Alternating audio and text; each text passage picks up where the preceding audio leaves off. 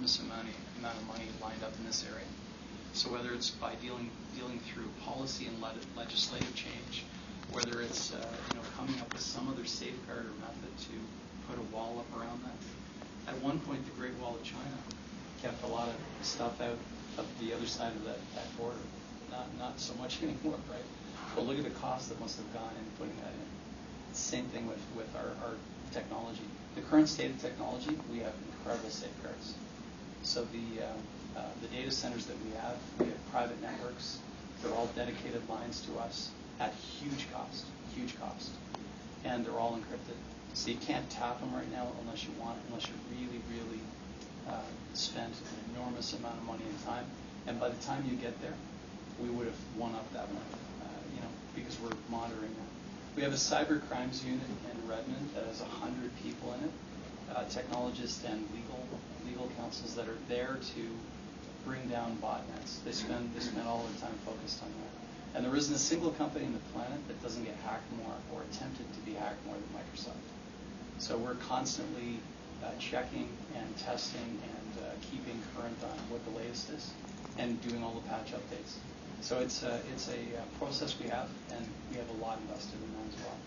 I don't know if that answers your question, but I just think it's a journey. You'll never finish this because, again, the moment we come up with something, the bad guys will get their hands on it in short order. There's really very little lag time. Generalize the question.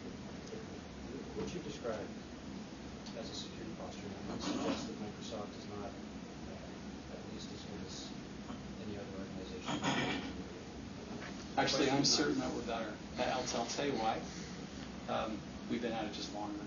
The only reason why I would say we're better today is we've been on it for 12 years. So the other guys are just starting to get into it.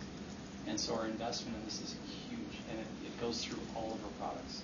So if you really want to break into something, there are always ways. There are always ways. Somebody will figure out a way.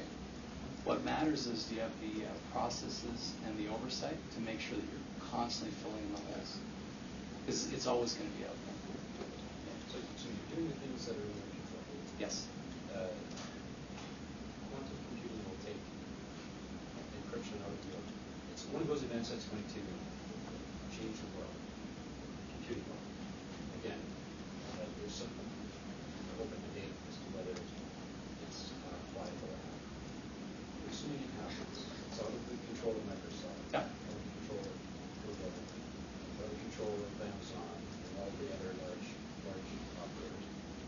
But in effect, it's going to render encryption, breaking encryption trivial for those that can afford to take it. Right. So, does Microsoft, as a corporation, do you spend time worrying about things that are out of your control? Oh, yeah. Well, I mean, something like, firstly, Bill Gates is, he's written in this whole area. He's written on the whole area of quantum physics, and he's invested a lot of time in that.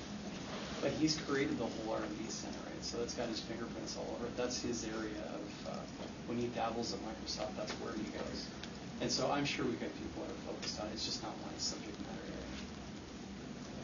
You don't spend that kind of money. When you spend $10 million a year, you don't spend that kind of money in projects if you're not aware of some of the forces and the movements in the market. And so that particular area, I know we've got people working on it, just not me.